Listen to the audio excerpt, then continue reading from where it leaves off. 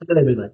So guys, with the CET coming now in the next 6 days, a lot of students are worried that अरे what if मेरा tough slot आ गया, मेरा अपना जैसे slot 1 है एंड सारे स्टूडेंट्स बोल रहे हैं सर स्लॉट जो पहले वाले होते हैं वो तो हमेशा टफ होता है एंड तो करेंगे क्या अगर टफ स्लॉट आ गया तो this is something that most students are extremely worried about. That is why I am making this video to tell you how do you combat और how do you tackle a tough slot. अगर difficult slot आ गया तो क्या करेंगे हम. Let's see. So guys, first of all understand tough slot क्या होता है. When I say tough slot, I don't mean that पूरा का पूरा पेपर बहुत ज़्यादा डिफिकल्ट होगा. It is not possible, it cannot be made. किसी को बनाना हो फिर भी नहीं बना सकते. देखो समझो कैट टफ पेपर होता है उसमें भी 2 घंटे देने पड़ते हैं, इसमें तो वैसे भी एंड 66 क्वेश्चंस के लिए इसमें 200 क्वेश्चन है तुम्हारे पास. If you look at last year के scores, I'll give you good understanding. Don't worry, next slide पे आएगा. Now paper difficulty अगर हम over the years देखते हैं 23, 24, 25 का ओवरऑल जो डिफिकल्टी अगर हम ओवरऑल कंपैरिजन कर रहे हैं तो लॉजिकल रीजनिंग लास्ट ईयर के हिसाब से इजी टू मॉडरेट लेवल का था. इट वाज इजियर, टफ नहीं था. Verbal ability was moderate because उन्हें वोकैबुलरी बहुत ज्यादा पूछा था एंड टफ वोकैबुलरी पूछा गया था last year. Quantitative aptitude was easy except one slot, सारे के सारे स्लॉट्स इजी थे and abstract reasoning easy to moderate था. Something that is not followed in the previous years. 23 and 24 बहुत इजी थे as compare to 25. Now what ended up happening last year. Last year अब देखो ध्यान से, ये last year के actual है cut offs. Obviously not something that the data has been picked up over the internet from multiple sources, but understand that what do I want to tell you here. ये देखो toppers, तुम है ना हमेशा सिर्फ toppers को compare करते हो. That is a worst strategy. Guys तुम्हें जेबी जाना है, लुक एट जेबी का कट ऑफ. जेबी का cut off is 99.94 percentile and इसमें सिर्फ डिफरेंस देखो. Look at the difference here. Slot 2 which was a very tough slot, उसमें 121 के स्कोर पे लोगों को जेबीआईएमएस मिल गया. 121 समथिंग दैट तुम में से ज्यादातर लोग बोलेंगे अरे 121 के स्कोर पे दैट सीम्स और साउंड्स इम्पॉसिबल, क्योंकि जेबी के लिए तो 150 चाहिए.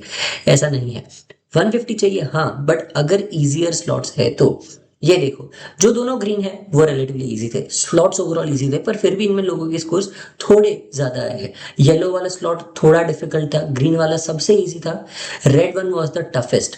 बट इसमें now just compare even to get a 50 percentile, इसमें 30 पे आ रहा था और इसमें 60 पे आ रहा था. आधे लोगों को 30 से भी कम मार्क्स आए थे ये पेपर में. It was that difficult, but that is not a standard ना. तो what do you do when paper इतना टफ आ जाए. तुम्हारी स्ट्रैटेजी, तुम्हारा माइंडसेट कैसे चेंज होना चाहिए. इसके लिए मैंने अभी क्या किया, ये जो सीईटी का स्लॉट 2 था ना, I took a live mock buddy session for my crack students, जिसमें मैंने पूरा ये लाइव सॉल्व करके बताया कि इसको कैसे सॉल्व करना है, कैसे इसमें परसेंटाइल लेके आना है, कैसे तुम्हारा स्ट्रैटेजी होगा व्हाइल सॉल्विंग दिस पेपर. तो वो मैंने उनको बताया in a mock buddy session. But since you guys don't have that, I will tell you exactly what happens in a tough slot.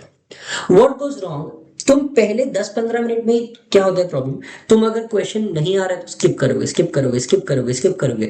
7वां या 8वां स्किप क्वेश्चन करने के बाद तुम्हें लगेगा अरे मुझे तो कुछ नहीं आ रहा है पेपर में, और बाद में तुम जोर जबरदस्ती 9th या 10th क्वेश्चन सॉल्व करने जाओगे जो तुमसे गलत हो जाएगा या फिर नहीं होगा.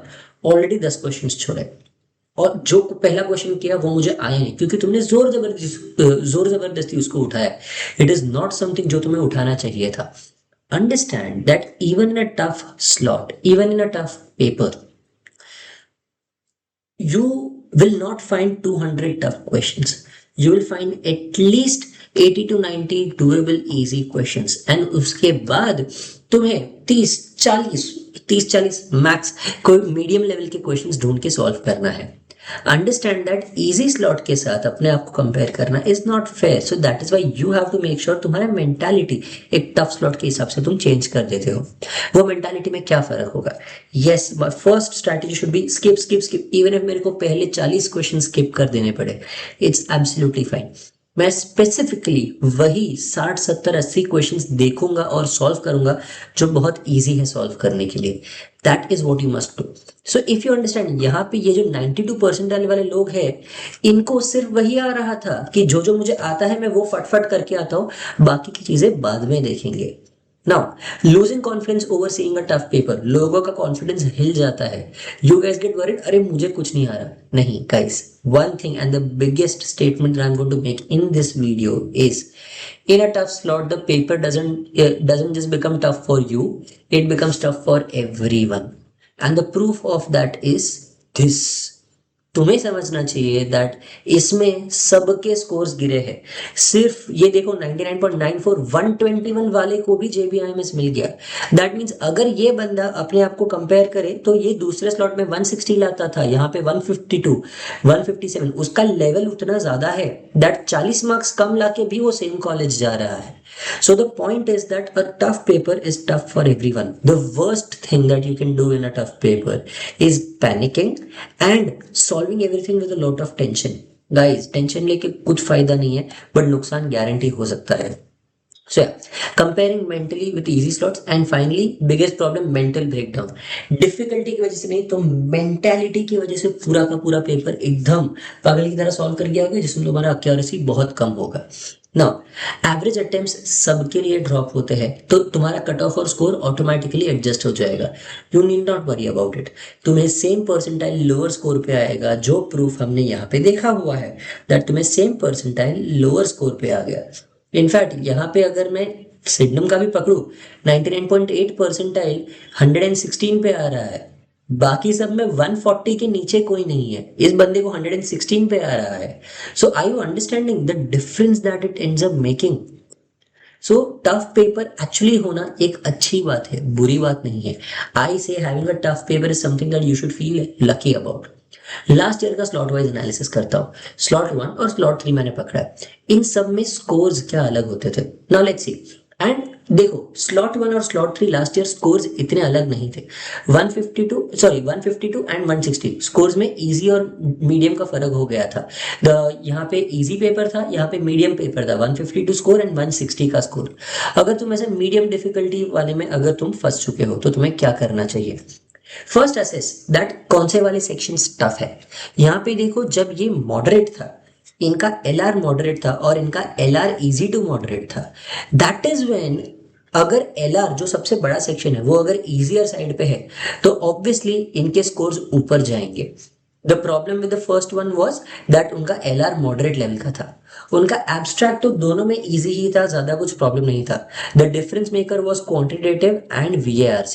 Quantitative and VARC easy to moderate and यहाँ पे quants relatively quants and VARC दोनों में यहाँ पे इजी टू मॉडरेट था, तो तुम्हें ज्यादा टेंशन लेने की जरूरत नहीं है.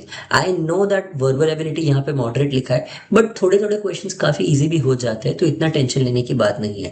The only difference here was the logical reasoning, जिसकी वजह से लोगों के वो 8 या 9 मार्क्स एक्स्ट्रा आ गए, जिसकी वजह से cut off slot 3 increased. But now understand, all of you are used to taking mock test जिसमें 150 155 के आजू बाजू टॉपर्स होते हैं, and that is considered a respectable score. But now let's see what is CET easy आ गया. तो 150 के score पे तुम्हें JB छोड़ो, सिडनम छोड़ो, पुम्बा भी नहीं मिलेगा. So that is what you have to be careful about. अगर तुम्हारा इजी स्लॉट है, तुम्हारा JB में अंदर घुसना और डिफिकल्ट हो जाएगा. You should hope to God that तुम्हारा पेपर डिफिकल्ट आए और इजी ना आए.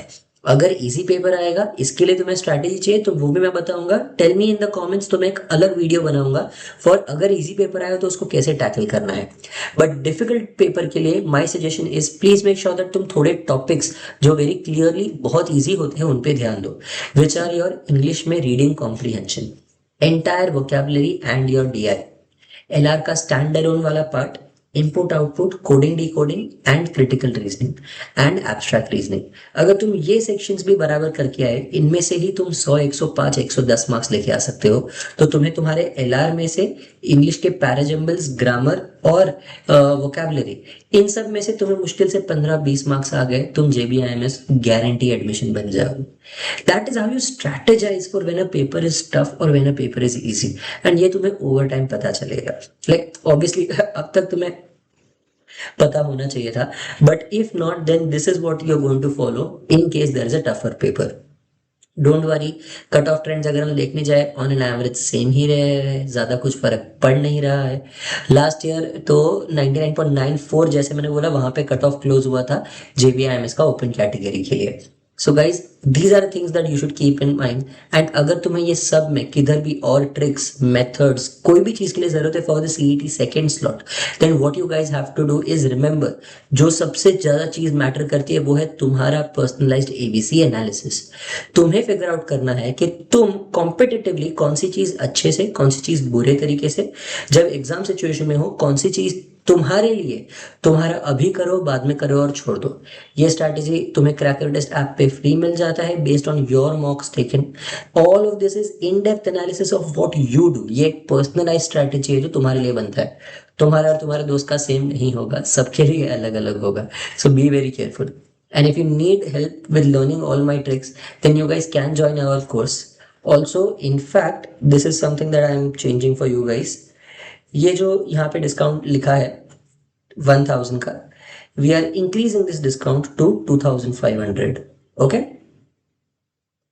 For the same coupon code CET score max, तुम्हें अगर हमारा स्कोर मैक्सिमाइजर का कोर्स चाहिए तो तुम्हें पूरा कोर्स डिस्काउंट पे 2500 के डिस्काउंट पे मिल जाएगा। इतना ज़्यादा, इतना कम फीस में हम इतना ज़्यादा दे रहे हैं that you guys can't even imagine. इतना क्वालिटी तुम्हें मिल जाएगा at such a low price. The feedback for this course has been amazing. If you need anything put it down in the comments. मैं जितना ट्राई कर सकूँ उतना try करूँगा तुम्हें हेल्प करने की और ज़्यादा से ज़्यादा चीज़ें प्रोवाइड करने की। चलो, thank you everyone, I hope this video was helpful. If you guys need anything more reach out to us, comment कर दो और हम वो वीडियो अपलोड कर देंगे। Bye guys.